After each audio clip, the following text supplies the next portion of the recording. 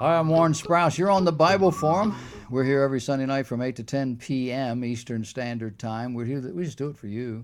We look at life through a biblical lens, and we solve all the world's problems in 2 hours or less. Tonight, we're looking at your standard of godliness. I remember a time when people felt uncomfortable exposing their body in public. Do you remember that time? I remember, I have images, and you do too, because when you see something, it puts that in there. And as much as it fades off, and think of it, it'll come back. And I can still see the woman who lived across the street from us when we were first married. Oh, she was older. She was probably 35. Yeah, she was an old lady. She had kids that were probably 10, 12 years old. But when summer came along, spring came along, she wanted to get a tan. And she used to come out the side door of her house, and there was a wooden fence, a high wooden fence. It was about 5 or 6 feet high. You couldn't see through it. But the house, standing on the threshold of that door, she was taller than that fence. And I would see her come out, and she had a kind of a robe on. And I don't know what she's doing. But I found out later from somebody else that what she was doing was taking her blanket and going out into the backyard and spreading the blanket out on the grass, taking off that outer garment where she had her bathing suit on, and she would lay down and get a tan. People did that all over the neighborhood. Young girls did that. They would go out in the backyard and get the tan before they wanted to go to the beach. They didn't want anybody to see them without their tan. And when they went to the beach, they would have something on until they were ready to either go in the water or lay on the sand. And they didn't have tiny little bikinis. They usually had a one-piece thing with like a little skirt at the bottom. And some had two-piece bathing suits, but they were ample in the amount of material until about the early to mid-60s, and Bridget Bardot came along, and things changed. And, of course, rock and roll and the Beatles, and, it all went, I think we were on drugs. I don't know. But it was called modesty. And even people who didn't go to church, people who weren't Christians, had it. Today, if you were to do that sort of thing, they'd think you were crazy. You'd be called a prude, or worse, stupid.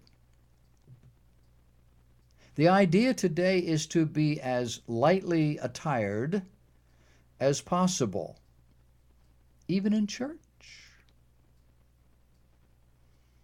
Tight-fitting, revealing attire for women is more than socially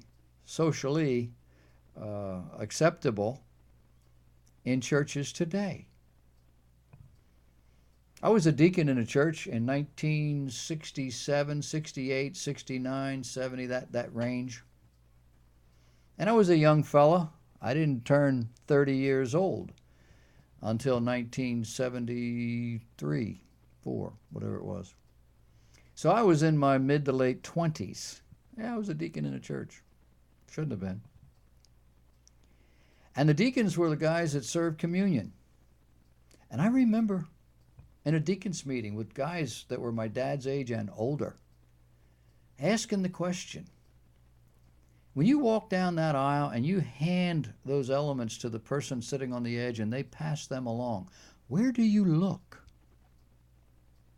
Here were young women and older women up into their 40s sitting in church with miniskirts were all the craze. And they would have these little tiny skirts on that were as immodest as they could be.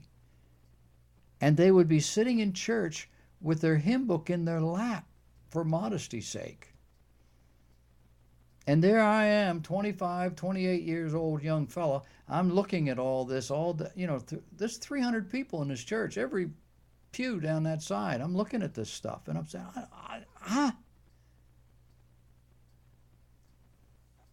It's gotten worse. We have progressed. Today, those who would denounce that kind of behavior are part of the problem. But that's the way sin works. It's incremental.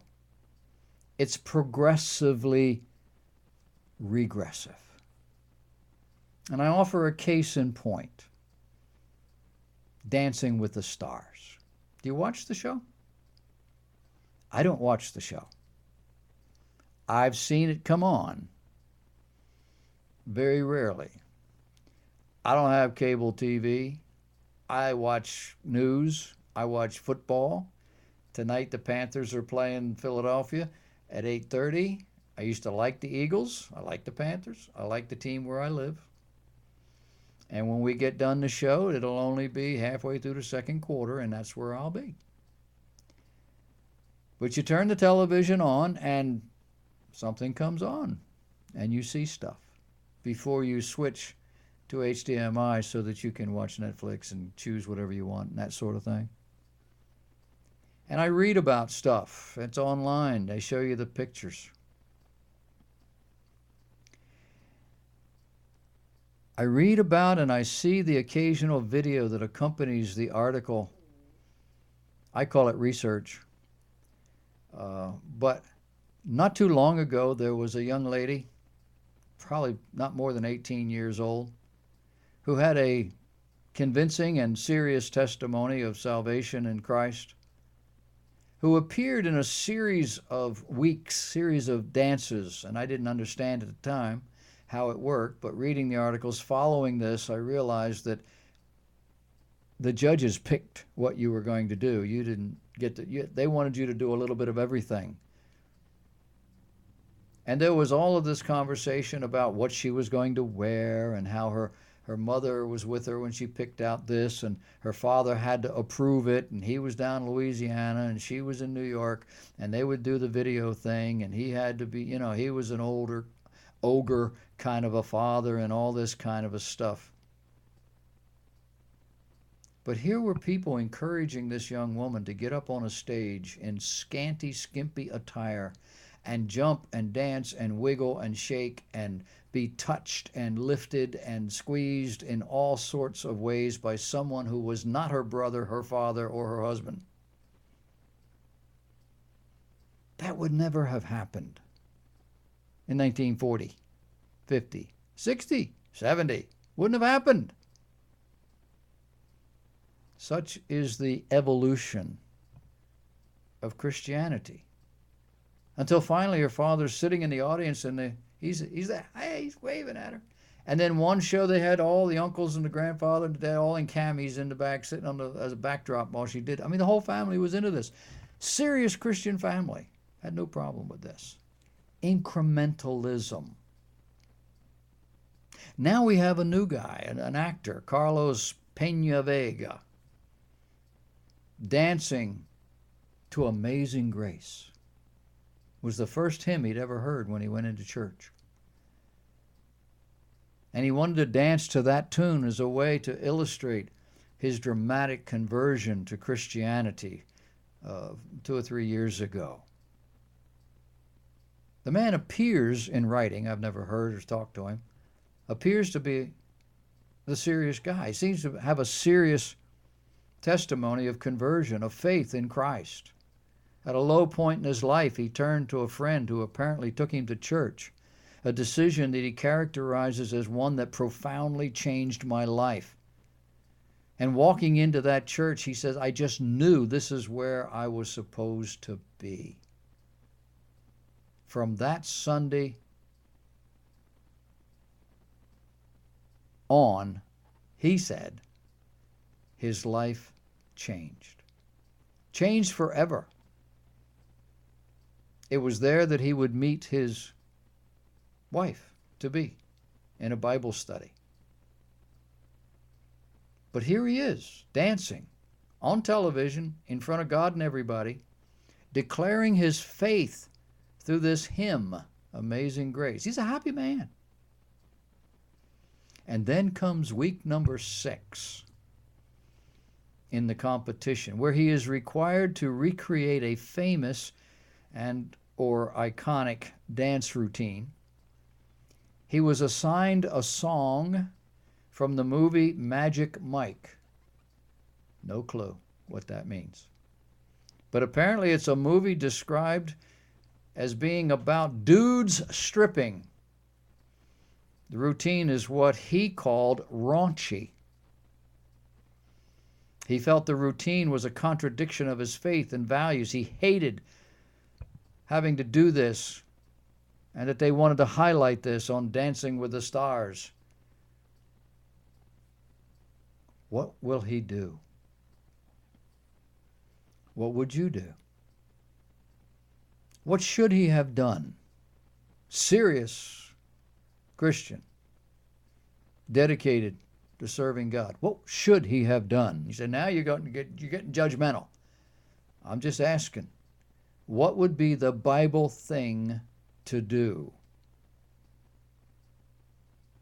It wouldn't be to strip down and gyrate and pretend all sorts of lewd and terrible things in front of God and everybody on TV. It wouldn't be that. It would be to recognize that these judges, these producers, have an agenda. And that agenda is to destroy your testimony in the eyes of any and everybody in the world. To get you to do this stupid stuff so everybody can praise you for this and praise you because you are a Christian, yet here you are. You know, you're willing to do all this. But underneath, they're laughing at all of us. And you're giving them the opportunity.